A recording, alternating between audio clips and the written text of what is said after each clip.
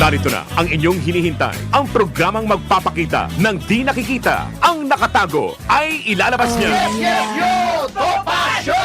Programang maraming ilalantad na mga sorpresa. Yes, yo! Topacio! At ngayon, narito na po sila. Ang mga kwento niyang ating mapapakinggan. Si Mr. Yes, Yes, Yo, Attorney Ferdy Topacio. Yes, yo! Topacio! Yes, yes, yo! Yahoy! Yes, yes, yo, Topacio. Siyempre, ako po si Juvie de Guzman, sa ngalan po ni Attorney Ferdy Topacio. Good morning, everyone. At ang oras po, alas 11:05 ng umaga. Siyempre, sa unang bahagi po natin, ako, alam nyo ho, makulimlim ho ang panahon ngayon, pero sa akin, okay na okay po yan. 'Di ba? Hindi ho masyadong mainit, pero sana po hanggang mamaya ganyan pa rin. At siyempre, alam naman po natin, marami hong nagiging problema sa takbo ng panahon, pati utak ho ng tao, ang daming problema ho talaga. Hindi ho natin maintindihan kung bakit parang kakaiba ang mga kaugalian ng mga tao ngayon, no? Unang-una, marami hong mga walang utang na loob. Yan. Bakit walang utang na loob? Kasi nga po, marami ho tayong mga naka-encounter na marami tayong mga ginagawang mga sabi nga po alternative na maitutulong. Pero wala lang, di ba? Ganun lang. Kasi nga po, hindi na yata uso sa Pilipinas yung magkaroon ng utang na loob. Alam niyo po, yan ang kaugaliang nagugustuhan sa atin, dito sa ating bansa, ang magtumanaw ng utang na loob. Kahit na namatay na yung taong nakatulong sa'yo, hanggang ngayon ay hindi nakakalimutan yan. Yun nga yung sinasabi ko, ako lagi akong nagsasalita, yung mga mentor ko, patuloy kong pinasasalamatan yan. Hindi yan mawawala sa aking isip na tayo po ay lahat po ng tao kailangan, anuman ang sitwasyon mo ngayon, anuman yung iyong pinagkakaabalahan ngayon, sino ka man, saan ka man naroroon, yumaman ka man, humirap ka man, pero ang dami mga opportunity, di ba? Pero sabi nga po ay kailangan patuloy tayong magpasalamat. Sabi nga po, ang magising araw-araw ay isa na hong blessing para sa ating lahat. At yan po ang dapat ituro natin sa ating mga anak. Alam niyo po, ang mga kabataan po ay umaasa din yan sa mga turo ng mga magulang. Sabi daw ng iba, sabi raw ito daw po ang ugali mo daw ay nakukuha mo sa sarili mong magulang. Pero I doubt, hindi ako naniniwala dyan. Kasi po, may mga ilang kaugalian ng mga kabataan ngayon ay nakukuha po nila sa mga social media, sa mga palabas, di ba? Yan po yun. Pero hindi po dun sa ugali ng magulang. Kasi minsan may mga magulang naman na talagang may sarili silang ugali. Pero updated na ngayon, yung mga kabataan ngayon, may mga iba na larangan na hindi natin pwedeng isisi kung sila po ay mas matalino sa atin. Hindi na natin sila masisisi kung sila po ay mas marunong sa atin. Lalo na sa budgeting, tandaan ninyo yan Ang mga bata ngayon, alam na alam nila kung paano na mag-budget. Una-una, kung sila po ay may mga obligasyon sa araw-araw, yan po ay kanilang hinahanda. Ayan, ganyan kasi yung aking kasama sa bahay, yung aking partner na si MJ. Yan, eto na. Sabi ko nga sa inyo, ang importante lang sa lahat ay tayo po ay marunong mag-manage ng ating pang-araw-araw na gastusin. Sabi nga po, kahapon na pag-usapan namin, ni attorney, alam niyo naman si attorney, pag sinabi niya, di ba? Ang sabi nga niya, ang negatibong pananaw natin sa buhay ay nakakasama, no? At sabi rin yan ng mga ilang eksperto. Ngayon po, hinihintay ko po yung aking bossing na darating po sooner from, from Paris. Si, surprise. Isurpresa na lang natin ang aking bossing sa NBI. Dati po kasi ako sa NBI nag-work. Pero hindi po ako tumagal doon kasi mahirap po talaga kapag wala kang panggasolina araw-araw. Kaya medyo mahina po yung, alam niyo naman kailangan talaga mag-budget tayo. Pero nakakagulat, bakit yung mga kabataan ngayon ay talaga namang sila po ay patuloy na nakaka-survive doon sa kanilang mga, sa mga kita nila, di ba? Paano ba natin na pagkakasya? Well, siguro ang naging problema ng iba dyan, yan. Sabi nga, gumagastos ng higit pa sa kanilang kinikita. Yan. Marami tayong napapansin, lalo na yung mga nag-work na ngayon, di ba? Not all the time naman. Meron namang mga bata na ngayon na nakakaintindi kung paano nila babudgetin. Pero mas marami ang dumadaing ngayon, ha? Bakit kaya? Yan. Mantakin ho ninyo, ngayon na lang, sa kuryente na lang, Diyos ko, nasyak ako. Kababayad ko lang last month. Bakit ngayon, may disconnection na ako, di ba? Magugulat kayo. Samantalang wala akong notice na natanggap last month, pero nagbayad ako, and then nagbayad uli ako kahapon. Ang ibig ko lang pong sabihin, yung mga ganitong expectation, hindi po natin inaasahan yung pagkakaroon ng mga, alam mo, takot ako dyan sa disconnection Dahil ang disconnection po, tatandaan ninyo lalo na sa Meralco, wala hong patawad yan. Kaya po, yun ang mga budgeting na dapat nating uunahin. Pangalawa, yung pagkawala ng budget po ng ilan nating mga kababayan ay dahil sa mga extra curricular activity, lalo na kung yan ay binata, na kung ano pang inaasahan natin pag binata ang isang taong nagtatrabaho, di ba? Usually, maraming girl lalo, ayan, maraming pinopormahan. Uso pa ba ang lalaking nanliligaw? Kayo po, tanong sa inyo, uso pa ba ang lalaking nanliligaw? Kadalasan ang napapansin ko, ang girl na ang nanliligaw sa lalaki. Ewan ko lang, sabi nila sabi ng ilang eksperto, ang mga babae daw ngayon, hindi naman ho lahat, kasi alam naman ho natin, marami pa rin mga Pilipinyana, marami pa rin hindi basta-basta, yan. At marami pa rin namimili. Kaya nga po kapag hindi po yan lumaki sa isang probinsya, kadalasan kapag alam ba, dito sa Metro Manila, kadalasan mga mga madaling kausap, ika nga. Ang madaling kausap, ayan nga po, yung mga nililigawan nila. Pero sa karanasan ng ilan na mga kilala ko, naku grabe, sa karanasan daw nila, never silang nanligaw. Lalaki ito marami sila. Never sila nanligaw. Sabi ko, paano mo naging girlfriend yan? Paano mo naging asawa yan? No, talaga, Miss Joey, never akong nanligaw. Anong ginagawa mo? Wala lang, tinginan lang kami, kwentuhan ng konti, tapos hindi ko alam kami na pala. Yon. Alam nyo, pag ganun ang sistema, I don't know, pag magiging worth yung inyong relationship. Kasi ngayon, napag-uusapan itong sinasabi nilang divorce law, di ba? Yung divorce kasi, sa ibang bansa, okay na okay yon. Pero dito sa ating bansa, actually, hindi okay sa mga ilan, no? Sa mga ilan, lalong-lalo na kung well provider ang isang lalaki. Di ba? May mga lalaki talagang kahit na anong gipit niya, kayang-kaya niya mag-manage ng kanyang pamilya. Yan. Yung kanyang wife, lahat ng kailangan ng wife niya na ibibigay niya, yung kanilang mga anak, na bibigay nila yung pangangailangan. Saan po ba kayo nandun? 'Di ba? Kayo po ba ay lalaking responsable? O baka naman kayo po ay lalaking irresponsable? Yan, marami yung mga pinag-uusapan na ganyan. Pero mga kaibigan, ang atin lang issue ay sana po bigyan natin ng magandang forma yung mga anak natin. Forma na paano? Eto na.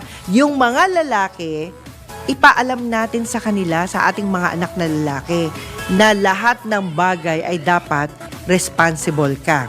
Unang-una, kapag ikaw ay nanligaw ng lalaki, usually, nanligaw ng babae, sorry, sabi ko nga sa inyo, kadalasan kasi nakikita daw nila puro babae na raw nanliligaw. Naku, hindi ako papayag niyan. Ayan, bawal yan. Okay, sabi nga po, kapag ang lalaki ay nasa forma na ng panliligaw, alam nyo na, mahirap yan. It's either way, baka mapasubo yan. O kaya naman po, kadalasan yung iba kasing mga kalalakihan, gustong-gusto nila yung mayroon silang ma-i-display. Pag sila ay nag-display ng isang magandang chicks, talagang proud na proud yan, di ba? Mga ganong sitwasyon. Pero sana, yan. Sorry. Okay, sana po ay magkaroon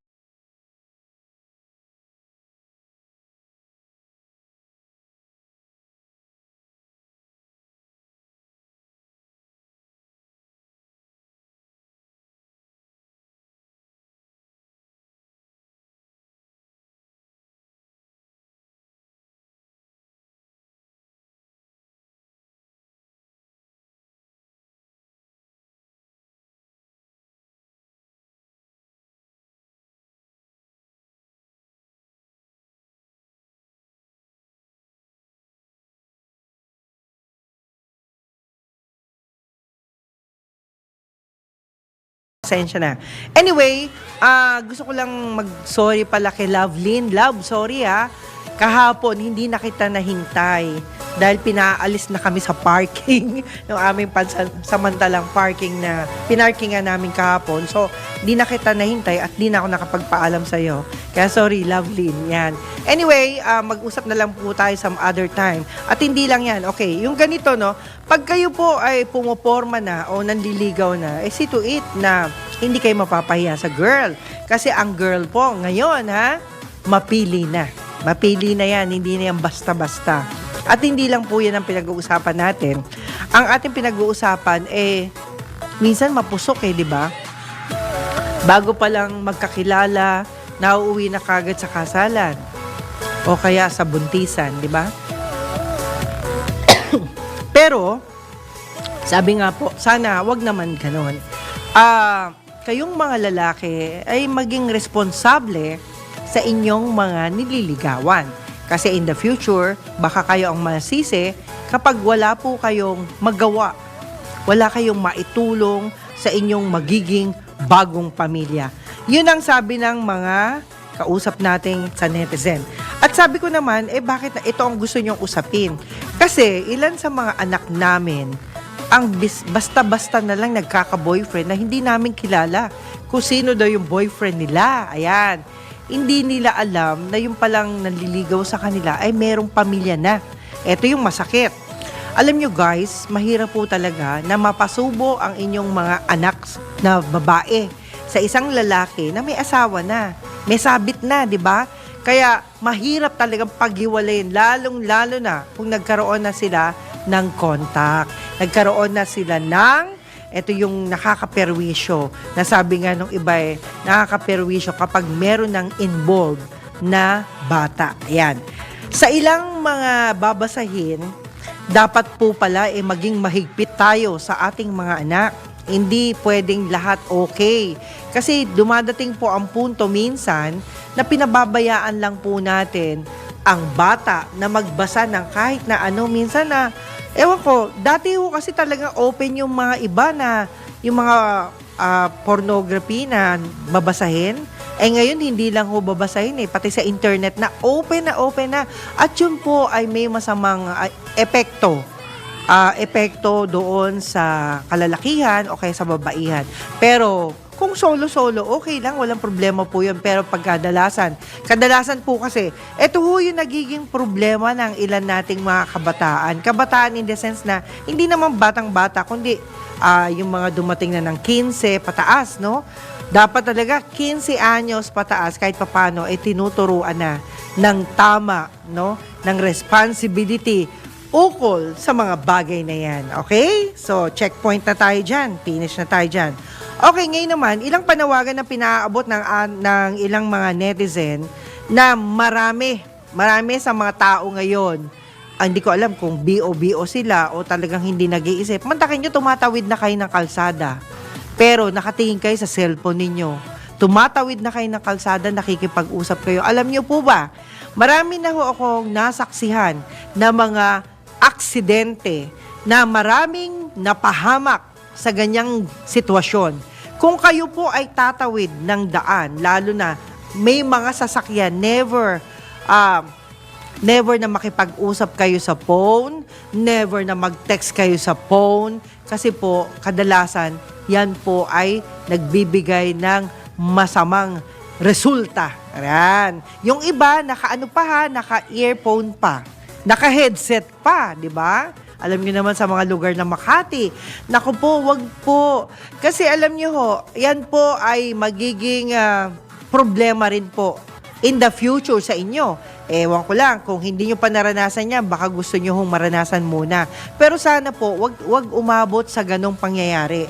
Dahil yung ganitong sitwasyon na kayo po ay tumatawid ng lansangan, hawak-hawak ang cellphone ninyo. Lalo na sa amin, ang dami hong aksidenteng nagaganap sa may Batasan Hills. Marami ho diyang matitigas ang ulo. Totoo ho yan. Matigas na nga ho ulo nung tumatawid. Minsan, matigas din ang ulo ng mga traffic enforcer dyan. Siguro po, tingnan po ninyo yung sitwasyon dyan sa Batasan Hills. At hindi ko ho maintindihan. Mula alas 3 ng hapon hanggang gabi, nagkaka-traffic ng husto po dyan. Bakit? Dito po sa panig ng Commonwealth Avenue, kung titingnan po ninyo dyan, marami ho dyan mga palengke, di ba? From Ever Gutesco onwards, marami ho dyan maliliit na mga paninda na kung saan unti-unti gumagapang yung mga tinda hanggang kalsada. At dapat ito po, hindi po pinapayagan. Kasi po, ang kalsada hindi lumalaki. Pero ang sasakyan dumarami. Ngayon, kadalasan po, bakit nagkaka-traffic, hindi ko ma-imagine. Kung kayo po ay galing, halimbawa, galing tayo sa Mandaluyong area, tingnan na lang po ninyo. From Mandaluyong to Quezon City, aabutin ka ng 3 to 4 hours. Can you imagine? Aabutin ka ba ng ganun katagal na travel time? Yan. Ewan ko lang kay Ate Elsa Juneda. Di ba, Ate Elsa, ganun na nangyayari sa atin. At hindi lang po yan, ha. Ayon din kay Captain Rolando Durana ng Valenzuela City, ganun din sa kanilang lugar. Talagang punong-puno ng sasakyan na hindi mo maintindihan. Pero ano naman, mahigpit naman doon kasi noon kasi nung may no contact policy, talagang sobrang higpit eh. At hindi lang po yan, ha. Dito po sa bandang Congressional. Ayan. Congressional, pati tao, traffic, hindi makatawid dahil bumper to bumper ang dikitan ng mga sasakyan. Ito po isang issue na dapat po nating bigyan ng pansin. Hindi lang po yan yung mga kalsadang may mga damage na dapat maaga pa lang ay nare-repair na. Ito po isang problema ng mga traffic. Kasi po, natural, kung malalim-lalim na yung butas, andyan po ang problema. Talagang bumabagal po ang takbo ng mga sasakyan. At hindi lang po yan, marami po tayong na-encounter na mga problema sa lansangan, lalong-lalo na yung mga biglang tumatawid, yung mga rider na dapat sana mag-stay kayo doon sa lane ninyo, kadalasan kung saan-saan dumadaan, which is, sa tingin ko naman, case-to-case basis. Hindi naman natin sila masisisi. Dahil dito nga sa Commonwealth Avenue, yung kalsada, hindi ho matapos-tapos yung guhit. Yung guhit ng rider o ng mga motorcycle, halimbawa, pagkahaba-haba, biglang mapuputol yon. Tapos magugulat kayo, nasa gawing kanan na.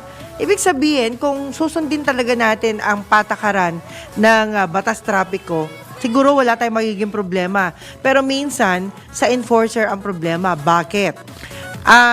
Diyan po sa lugar na yan, ito, naisusumbong ko lang sa inyo kasi baka meron hong nanonood at nakikinig sa atin ukol dito sa mga problema ng trapiko. At hindi lang po yan, ha. Sa Quezon City, may city ordinance din na iba doon sa MMDA. Kami po'y nag-penalty ng 1,000. Isipin ho ninyo, nang dahil sa naipit kami sa dalawang nag-uumpugang truck. Syempre, ikaw ba naman, di ka matatakot. Iiwas ka doon sa dalawang truck na magkasabay na dadaan sa pagitan mo. Di ang gagawin mo, iiwas ka. Napasok kami doon sa bicycle lane. Usually kapag coding tayo, talagang naka motorcycle. So, yun ang nangyayari. Ngayon, sa sandaling pagpasok namin doon na dapat lalabas agad, hinarang na po kami ng mga taga City Hall ng Quezon City. Antindi. Wala silang pakialam sa mga senior citizen. Wala silang pakialam kung ikaw ay may coverage. Wala silang pakialam kung ikaw ay taga-media. Kaya sabi nga ni Atty. Topacio kahapon, sinabihan niya ako, ewan ko lang kasi hindi pa ako nakatanggap ng notice na sinasabi na may pag-uusap na raw ang MMDA at saka ang mga media. Pero hindi po natin confirm pa yan kasi si attorney, sabi niya, pwede daw tayong ma-exempt sa coding. Pero hindi ko kasi ginagawa yung pag-coding is coding. Kaya yun po yung nagiging problema. So, yun sa akin lang naman po ay paalala po sa inyong lahat. So, mga kaibigan, time check muna tayo at magbabalik po tayo after ng ilang paalala mula sa ating himpilan. Yes, Yes Show will be back shortly. Thank you! Yes, yes, yo! Ang oras, alas 11:25 ng umaga. Yes, yes, yo! Topa Show! Mr. Yes Yes Yo, Attorney Ferdy Topacio.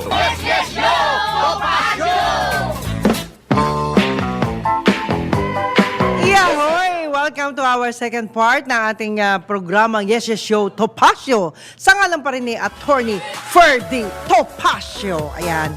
Alam nyo, namimiss ko siya sa talagang, alam nyo, iba talaga yung impact pag nandyan si Attorney Topacio. But then, habang wala siya, nagpapasalamat po ako sa inyong lahat for keeping you waiting. Siyempre, salamat din po. Ito, pagbati muna. Mag-gym Paredes muna tayo, mga kaibigan. Yan, sa Team Paredes talaga. Kailangan bati-bati muna tayo. Siyempre, hello din kay Tita Carmen Ignacio. Yan, salamat po. Advance happy birthday ho talaga sa inyo. At lalong-lalo na, happy birthday today kay Linford Cruz. Yan. At shout out na rin kay Sunshine, yan yung receptionist. Thank you so much. Kay Doc Melvin, Ma'am Jane ng Metro Vision, Boss Edgar, hi, thank you po. Hindi ko nabasa yung message nyo, pasensya na boss, mamaya.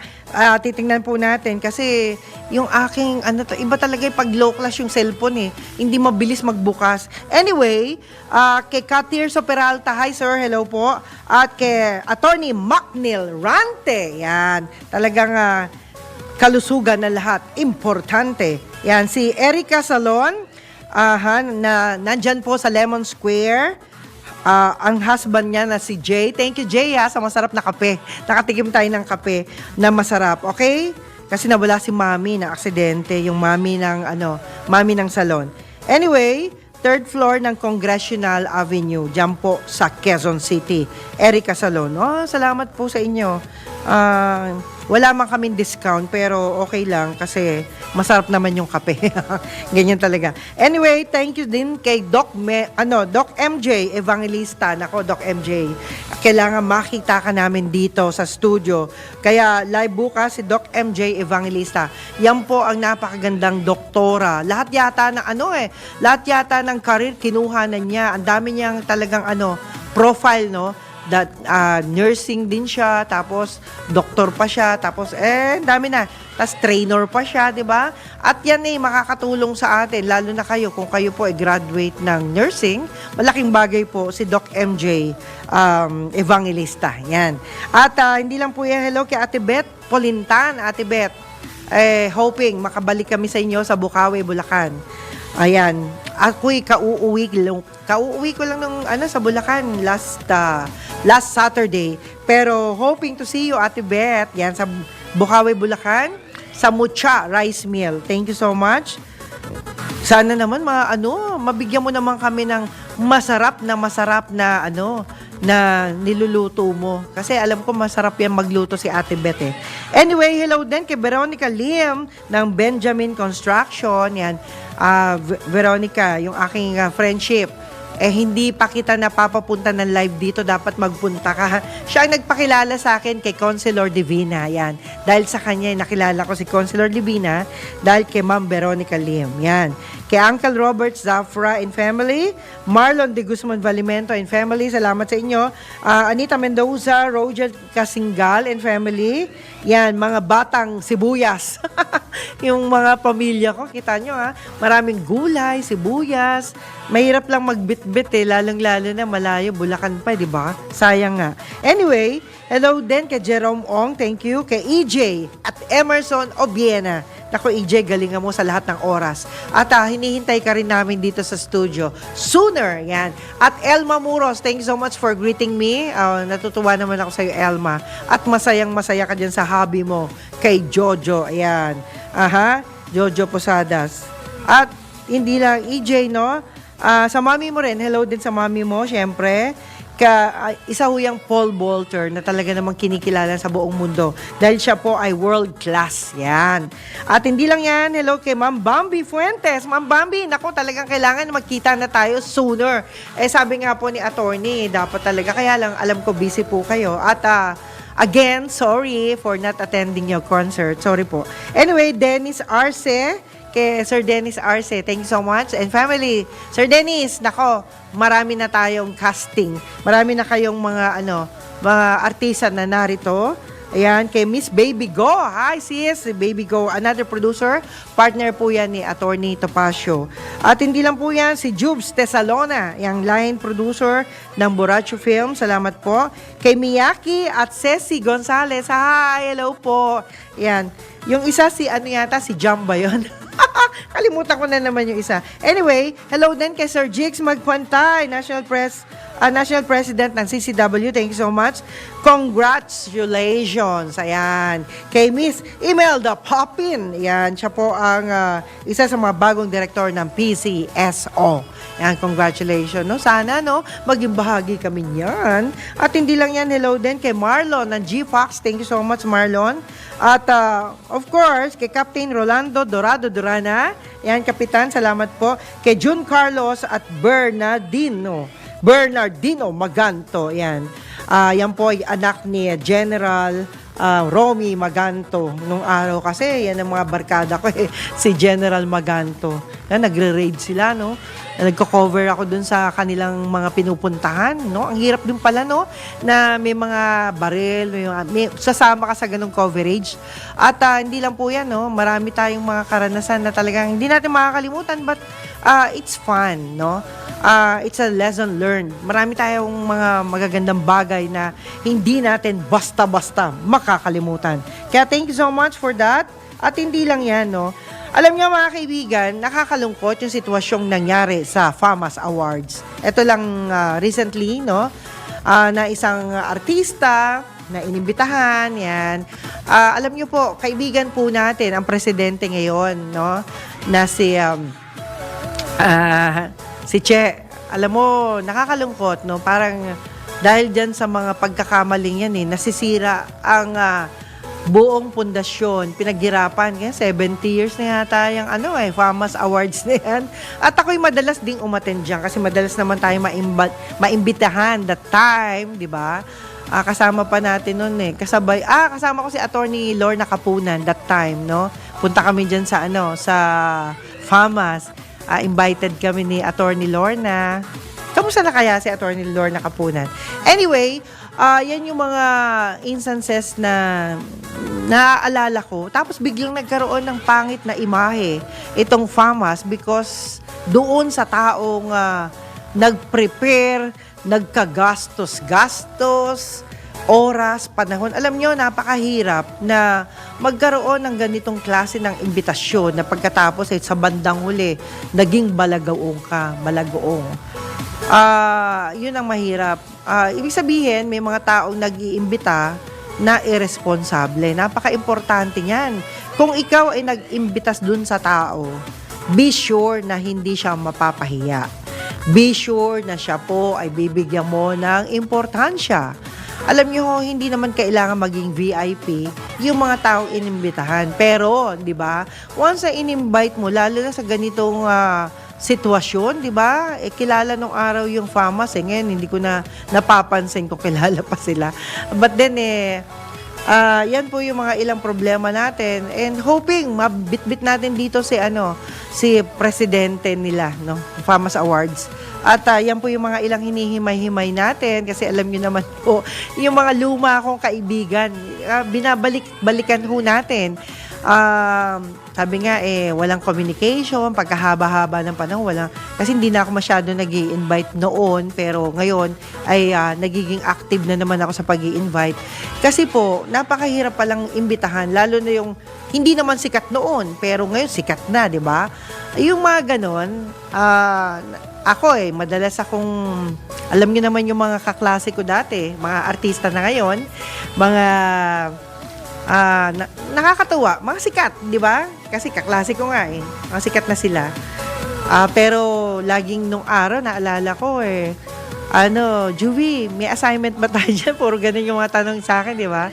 Nakakatuwa din na maalala yung ating mga nakaraan na kung saan yan naman po pinasasalamatan natin dahil alam nyo tayo'y laking hirap, talagang hirap sa buhay na ito. Anyway, another time check ulit tayo mga kaibigan at magbabalik po ang Yes Yes Yo Topacio sa ngalan po ni Attorney Ferdy Topacio. Ako po si Juvie de Guzman. I'll see you later. Bye! Ang oras alas 11:45 ng umaga. Yes, yes, yo!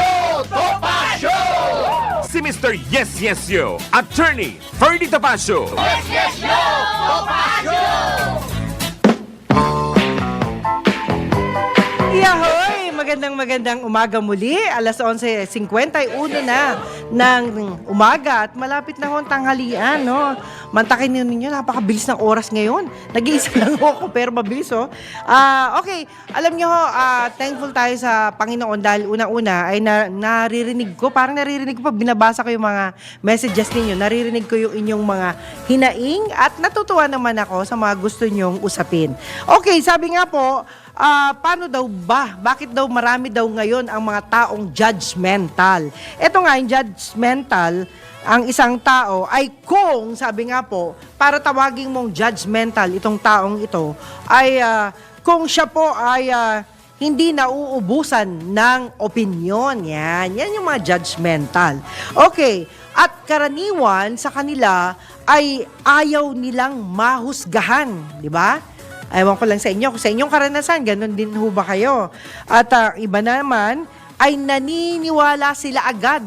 Nako, yung mga mahilig sa marites, nako, wag na ho kayong basta-basta mag-judgmental. Dahil alam nyo, pag kayo ay judgmental, baka in the future magkamali kayo at yung taong masyado ninyong inaapi ay bumalik ho sa inyo, magkabaliktad yung inyong sitwasyon.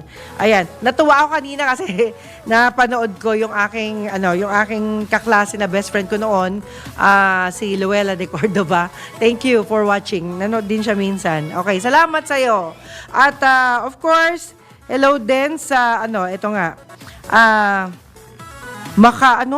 Makapili sila. Makapili. Mahilig mamili. Makapili talaga eh. Parang, alam nyo ho, hindi na ho natin masisisi ang ibang tao. Talagang namimili yan ng tamang kaibigan, tamang kausap. Yun po ay hindi natin sila masisisi. Kagaya ho nila, Kagaya ho ni Roy Espinosa. Yan po ay magaling na artist. Pero namimili ng kausap yan. Si Bel Surara, si Presi Lazaro, August Vergara, si Doc Jim Sanchez, si Chris Ambay, Attorney A. Erwin Bautista, si Alan Bordeos, yan, Casado Family, salamat po sa inyo, at si Edison Bong Nebriha, at syempre yung kanyang may bahay. Alam nga, nakakatuwa kayo salamat sa mga messages ninyo. At hindi lang po yan mga kaibigan, tayo po naman ay merong mga ilang napapansin dun sa mga mahilig mag-judgment, no? Dun sa kanilang kapwa. At ang ilan sa kanila ay, sabi nga po, iisipin nila na masama ka. Laging ganun no?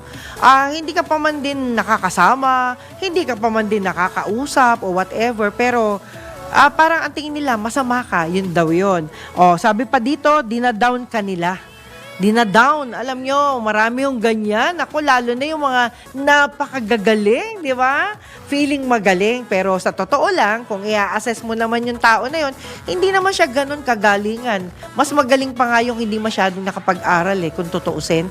Kasi sa pananalita niya, makikita mo, kahit may pinag-aralan siya, yung galing niya nawawala. May mga ganung tao. Kaya, ingat-ingat din kayo sa mga taong judgmental. Okay. Sabi nga po, makikita ninyo, no, ang isang taong judgmental. Ewan ko lang kung ikaw ito, pasensya ka na. Kasi alam mo kung sino ka. Okay, gusto nilang sila ang nasa itaas. May mga taong ganon, yung mga judgmental. Gusto nila, laging sila yung boss. Laging sila yung kinikilala. Yan yung mga judgmental. At inaaglahi nila, inaapi nila yung mga tao na wala sa posisyon. Ang gusto nila, sila lang ang may posisyon. Pero yung posisyon na yon ay kanyang kinuha na posisyon at sa kanya, siya lang yung nagposisyon sa sarili niya. Ito ako, ganun ako. Yan, maraming taong ganyan. At kapag ganyan po ang tao, nakukuwi daw kayo, ingat-ingat po pag may time. Dahil sabi nga po, yan ay magiging toxic in the future. Kasi pag masyadong maraming sinasabi sa pagiging mataas ang kanyang tungkulin sa lipunan, medyo ingat-ingat din. Okay. At sabi nga po ng isang taong judgmental, hindi makatwiran ang kanilang inaasahan. Laging hindi makatwiran para sa kanya ang kanyang inaasahan sa'yo. Ganun lagi.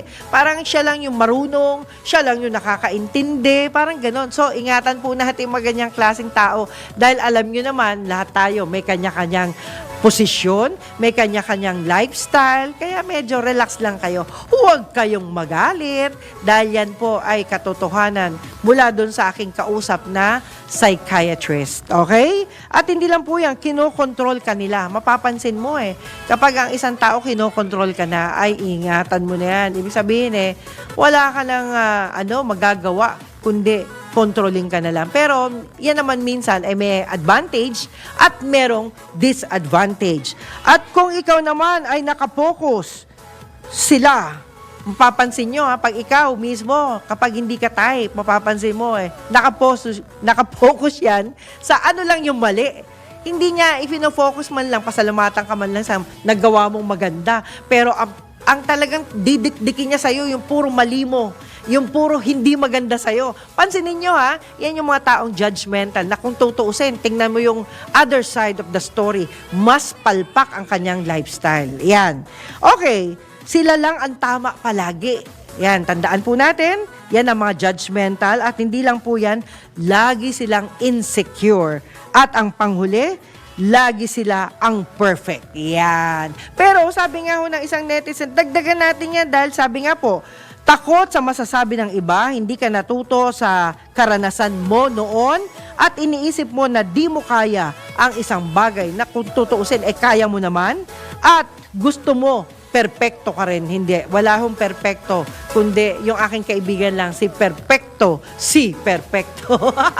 Okay, so mga kaibigan, di ba? Perfecto pangalan, apelyido niya, Perfecto pa rin. Okay, so ngayon mga kaibigan, ako itong mga pasasalamatan natin na kung hindi dahil sa kanila, hindi tayo magiging maayos sa ating produksyon.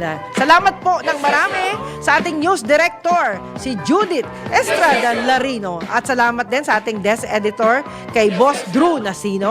Yan, gwapo yan si Sir. Talaga naman, kita nyo, laki ng boses. At si tech engineer, nandiyan si Winner Contehino, Jenny Lynn Rico Hermoso, Ken Sale at Giljon Reyes. At syempre, nandyan din yung ating broadcast IT, si JV Dominguez, teleprompter, prompter operator, si Neil Joy Abella, ang ating writer, si Katrina Gonzalez, si Jen Patrolia. Ayan, ang ating CAs, nandiyan po si Yasmin Pantalion, Eloisa Bolinaw at si Jacqueline Santos. At salamat din po sa ating intern, si Aizen Louis Moises. Ang ating next program, antabayanan po ninyo si Sir Drew Nasino sa kanyang programang Bali Tambayan. Okay, muli po mga kaibigan, ayan, nagpapasalamat po ako sa Tweetwina. Huwag po kayong lilihis, lagi po kayong manood sa lahat ng programa dito sa DWIZ at sa Aliw Channel 23. At hindi lang po yan, lahat po ng mga updates po ay matutunghayan po ninyo dito lamang sa istasyong ito. Muli po, sa ngalan po ni Attorney Ferdinand Topacio, ako po si Juvie de Guzman, nagsasabing, I love you all. Bye! Yes, yes, yo! Topacio! Si Mr. Yes, Yes, Yo, Attorney Ferdy Topacio. Yes, yes, yo! Topacio!